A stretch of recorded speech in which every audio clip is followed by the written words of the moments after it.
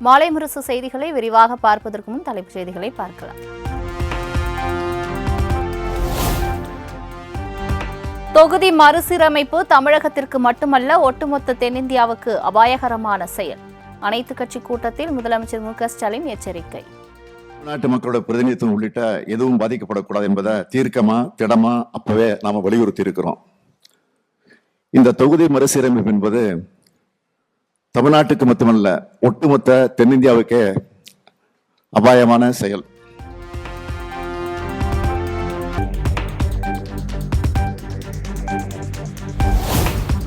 தமிழகத்திற்கு எதிரான சதியை முறியடிக்க அனைத்து கட்சிகளும் ஓரணியில் திரள வேண்டும். தொகுதி மறுசீரமைப்பு விவகாரத்தில் நம்மில் கருத்து வேறுபாடுகள் இருக்கக்கூடாது என்றும் முதலமைச்சர் வலியுறுத்தல். இதனால தமிழ்நாட்டுடைய குரல் நசுக்கப்படும். இது வெறும் உறுப்பினர்களுடைய எண்ணிக்கையை பற்றின கவலை இல்லை, நம்ம தமிழ்நாட்டுடைய உரிமை சார்ந்த கவலை. நம்ம தமிழ்நாடு எதிர்கொள்ளவிருக்கக்கூடிய இந்த முக்கியமான பிரச்சனையில எல்லா அரசியல் கட்சிகள் மற்றும் தலைவர்கள் ஒன்றிணையணும் என்ற வேண்டுகோளை உங்க எல்லாரும் முன்னாடியும் நான் வைக்கிறேன்.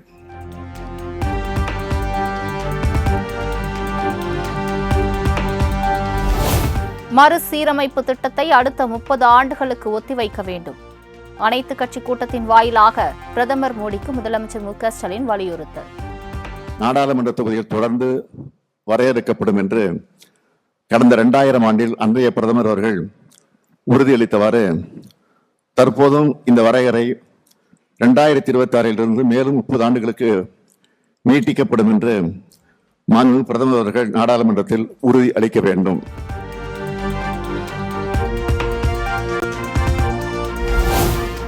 தென் மாநில எம்பிக்கள், கட்சி பிரதிநிதிகள் அடங்கிய கூட்டு நடவடிக்கை குழு அமைக்கப்பட வேண்டியது அவசியம். முதலமைச்சர் மு.க.ஸ்டாலின் தலைமையில் நடந்த அனைத்து கட்சி கூட்டத்தில் தீர்மானம்.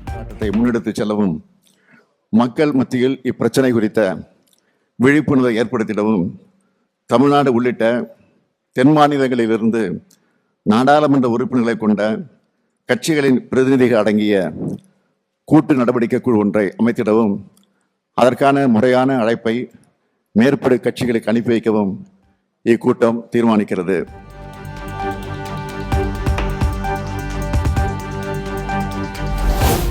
மக்கள் தொகையை கட்டுப்படுத்த வட மாநிலங்கள் முயற்சிக்கவில்லை என அதிமுக முன்னாள் அமைச்சர் ஜெயக்குமார் விமர்சனம். மாநிலங்களின் சராசரி மக்கள் தொகை அடிப்படையில் சீரமைப்பு பணிகளை மேற்கொண்டால் பாதிப்பு இருக்காது என்றும் அனைத்து கட்சி கூட்டத்தில் பேச்சு. தற்போதுள்ள மொத்த மக்களவை தொகுதிகள் 543 என்பதை மாற்றாமல் ஒவ்வொரு மாநிலத்திலும் உள்ள மக்களவை தொகுதியின் சராசரி மக்கள் தொகை அடிப்படையில் மறுசீரமைப்பு செய்தால் எந்த மாநிலத்திற்கும் பாதிப்பு ஏற்படாது. எனவே இந்த கருத்தை அனைத்து அண்ணா திராவிட முன்னேற்ற கழகத்தின் சார்பில் தெரிவித்துக் கொள்கின்றோம்.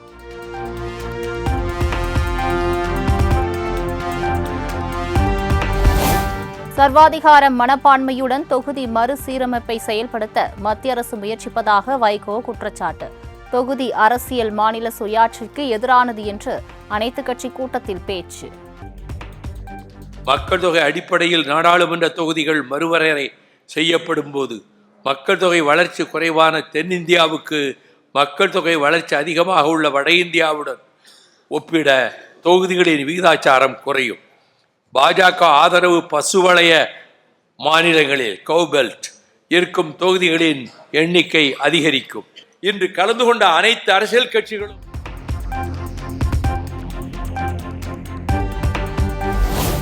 தற்போதுள்ள 543 என்ற எண்ணிக்கையில் நாடாளுமன்ற தொகுதிகள் தொடர வேண்டும்.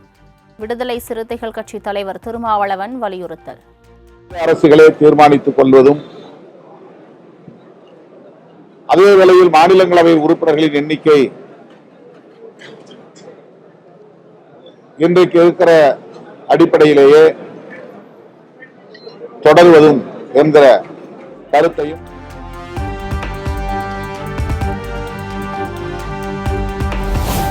தொகுதி மறுவரையறையில் ஹிந்தி பேசாத மக்கள் வாழும் மாநிலங்களே அதிக பாதிப்பை எதிர்கொள்ளும். தொகுதி மறுசீரமைப்பு குறித்து மத்திய அரசு இப்போது பேச வேண்டிய தேவை என்ன என்றும் மக்கள் நீதி மய்யம் தலைவர் கமலஹாசன் சரமாரி கேள்வி. எப்போதுமே பாராளுமன்ற உறுப்பினர்களின் எண்ணிக்கையில் எந்த மாற்றமும் கொண்டு வராமல் இருப்பதே ஜனநாயகத்தையும் கூட்டாட்சியையும் இந்தியாவின் பன்முகத்தன்மையும் காக்கும் என்பதே ஒரு இந்தியனாகவும் தமிழனாகவும் மக்கள் நீதி மையத்தின் சார்பாகவும் வலியுறுத்துகிறேன்.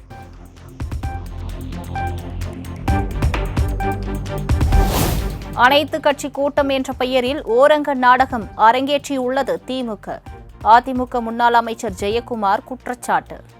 பார்க்கும்போது ஒரு நாடகம், அதாவது கமலாசன் கூட வந்திருந்தார், அவருடைய பாடலே சொன்ன ஒரு நாடகம் அரங்கேறுது, நல்ல காட்சி நடக்குதாமான்ற மாதிரி ஒரு நாடகம் தான் இன்னைக்கு வந்து அரங்கேற்று இருக்கு.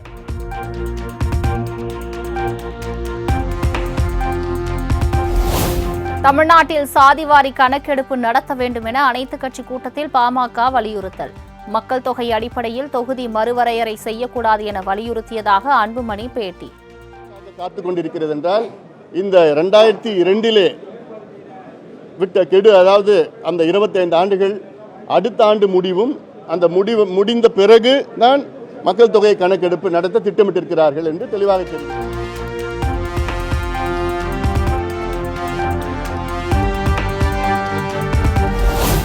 மக்களவை தொகுதி மறுசீரமைப்பு என்பது தமிழ்நாட்டிற்கான தண்டனை என தாவேகா தலைவர் விஜய் கருத்து. அனைத்து மாநிலங்களின் ஒருமித்த கருத்தின் அடிப்படையிலேயே மறுசீரமைப்பு பற்றி மத்திய அரசு முடிவெடுக்க வேண்டும் எனவும் வலியுறுத்தல்.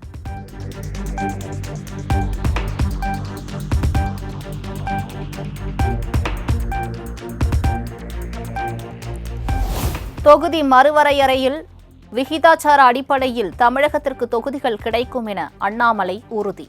மத்திய அரசுக்கு எதிராக முதல்வர் கிளர்ச்சி செய்வதாகவும் பகீர் குற்றச்சாட்டு. தென்னிந்தியாவில் இருக்கக்கூடிய எல்லா கட்சிகளையும் இணைத்து போராட்ட குழுவை உருவாப்போம். இது முதலமைச்சர் பேச வேண்டிய பேச்சா? நேற்று பொன்னாரையா பத்திரிகையாளர் சந்திப்புல சொன்னாங்க, கிட்டத்தட்ட முதலமைச்சர் கிளர்ச்சி தான் ஏற்படுத்தல, இந்த ரெவல்யூஷனரி மாதிரி எதுவும் பண்ணல. இந்த நக்சலைட்ஸ் எல்லாம் பண்ணுவாங்க, மத்திய அரசுக்கு எதிராக கிளர்ச்சி செய்வோம், அந்த அளவுக்கு தான் முதலமைச்சருடைய கடிதம் இருக்கு. ஆனால் பொறுப்பான ஒரு பதவியில்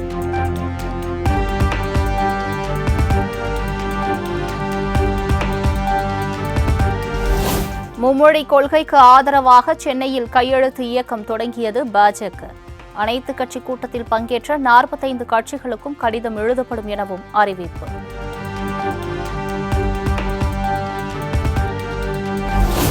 பாஜக கூட்டணி குறித்து யாரிடமும் மறைமுகமாக பேசவில்லை என அண்ணாமலை விளக்கம். தேர்தல் வரும்போது கூட்டணி குறித்து அறிவிக்கப்படும் எனவும் பேட்டி.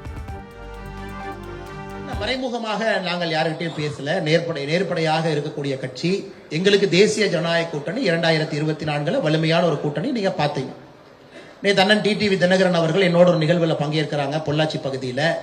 நேற்று அவங்க அறிவிச்சாங்க 2026 எங்கள் பயணம் தேசிய ஜனநாயக கூட்டணி பாஜகவோட தான் இருக்கும், இருந்தாலும் நாளைக்கு நாங்கள் அனைத்து கட்சி கூட்டத்துக்கு போறோம், எங்க கருத்தை நாங்கள் வைக்க போறோம்.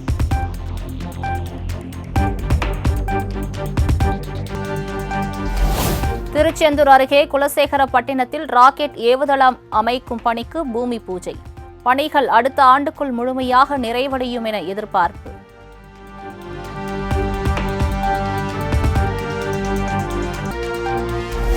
காங்கேயம் அருகே நகை வியாபாரியிடம் 1,10 லட்சம் ரூபாய் மதிப்பிலான நகைகள் கொள்ளை. போலீஸ் என கூறி கைவரிசை காட்டிய மர்ம நபர்களுக்கு காவல்துறை வலைவீச்சு.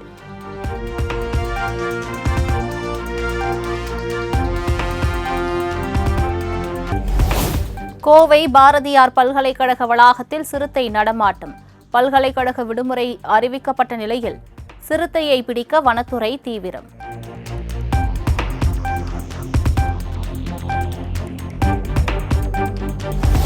திருவண்ணாமலை மாவட்டம் ஆரணி அருகே களை கட்டிய எருது விடும் விழா. காளைகள் முட்டியதில் சிறுமி உட்பட 20க்கும் மேற்பட்டோர் காயம்.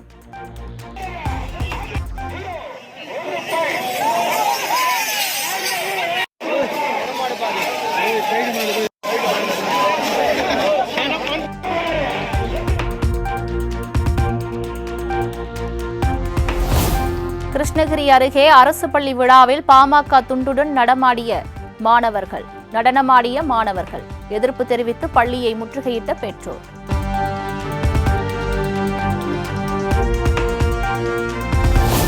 முகேஷ் அம்பானியின் ரிலையன்ஸ் மற்றும் கூட்டு நிறுவனங்களிடம் 24,000 கோடி கூடுதல் கட்டணம் கேட்டு மத்திய அரசு நோட்டீஸ்.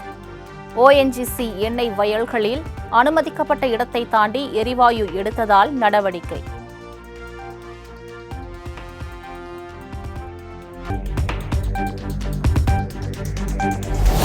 ஈரோட்டில் நடைபெற்ற செயல் வீரர்கள் கூட்டத்தில் அதிமுகவினர் ஒருவரை ஒருவர் தாக்கிக் கொண்டதால் பரபரப்பு.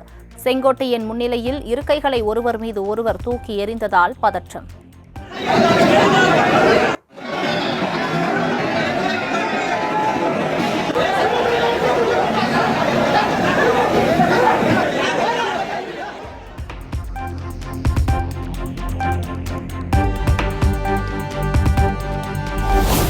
அதிமுக முன்னாள் அமைச்சர் செங்கோட்டையன் வீட்டில் பாதுகாப்பு தீவிரம்.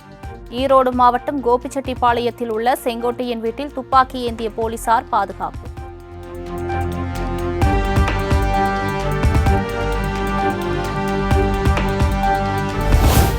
சட்டவிரோத பண பரிவர்த்தனை தொடர்பான வழக்கில் அமைச்சர் பொன்முடி மார்ச் 19ஆம் தேதி நேரில் ஆஜராக வேண்டும். சென்னை சிபிஐ சிறப்பு நீதிமன்றம் உத்தரவு.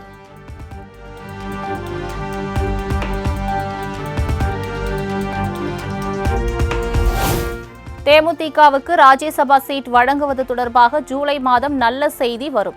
தேமுதிக தலைமையை தொடர்பு கொண்ட அதிமுக மூத்த தலைவர்கள் பொறுமையாக இருக்க அறிவுறுத்தியுள்ளதாக தகவல்.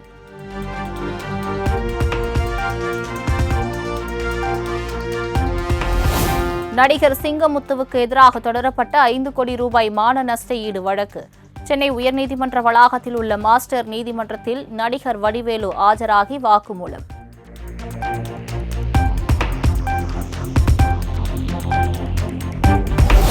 கிளாம்பாக்கம் பேருந்து முனையம் புறநகர் ரயில் நிலையம் இடையே அமைக்கப்படும் நடை மேம்பாலம்.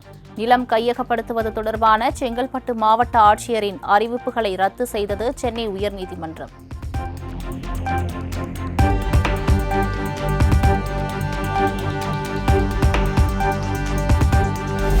கோயில் திருவிழாக்களில் நடக்கும் இசை கச்சேரிகளில் பக்தி பாடல்கள் மட்டுமே பாட வேண்டும். சினிமா பாடல்கள் பாட அனுமதி இல்லை என சென்னை உயர்நீதிமன்றம் திட்டவட்டம்.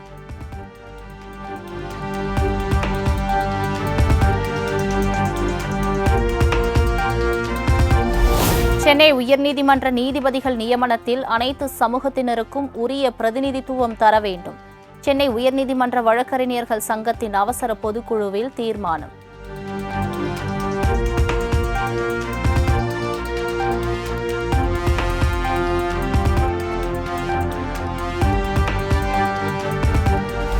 கோவை கோணியம்மன் கோயில் திருத்தேர் திருவிழா கோலாகலம். தேரை வடம் பிடித்து இழுத்த பக்தர்கள்.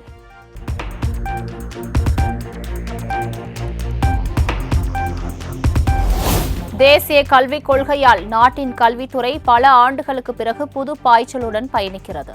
வேலைவாய்ப்பு உருவாக்கம் குறித்த இணையவழி கருத்தரங்கில் பிரதமர் மோடி பெருமிதம்.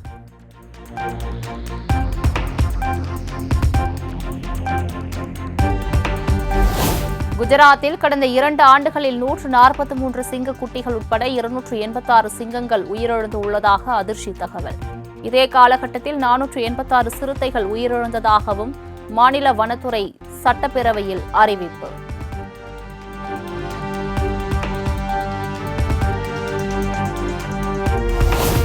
ஜம்மு காஷ்மீரின் சோனாமர்க் பகுதியில் திடீர் பனிச்சரிவு.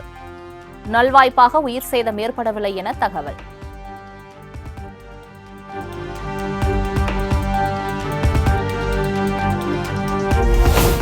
துபாயிலிருந்து பெங்களூரு விமான நிலையம் வந்த பிரபல நடிகையிடம் சுமார் 15 கிலோ தங்கம் பறிமுதல். தங்க நகைகள் மற்றும் தங்க கட்டிகளை உடலில் மறைத்து எடுத்து வந்ததை அடுத்து சுங்கத்துறையினர் கைது.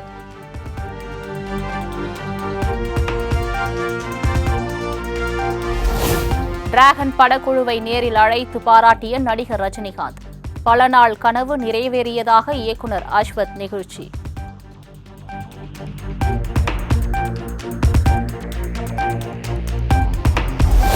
தற்கொலைக்கு முயன்ற பாடகி கல்பனா சுய நினைவுக்கு திரும்பினார். நுரையீரலில் தண்ணீர் புகுந்ததால் வெண்டிலேட்டர் உதவியோடு சிகிச்சை அளிக்கப்பட்டதாக மருத்துவர்கள் விளக்கம்.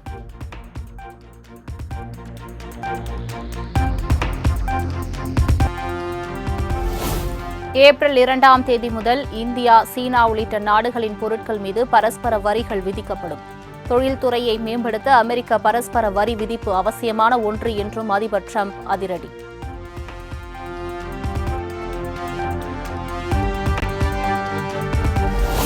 வணிகம் உள்ளிட்ட அனைத்து விதமான போருக்கும் நாங்கள் தயார். அமெரிக்காவுக்கு சீனா பதிலடி.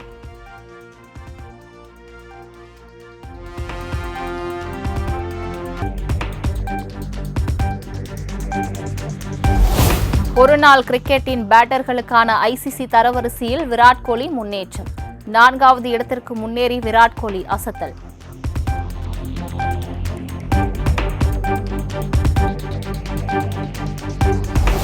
சர்வதேச ஒருநாள் போட்டிகளில் இருந்து ஓய்வு பெறுவதாக அறிவித்தார் ஆஸ்திரேலிய கேப்டன் ஸ்டீவ் ஸ்மித்.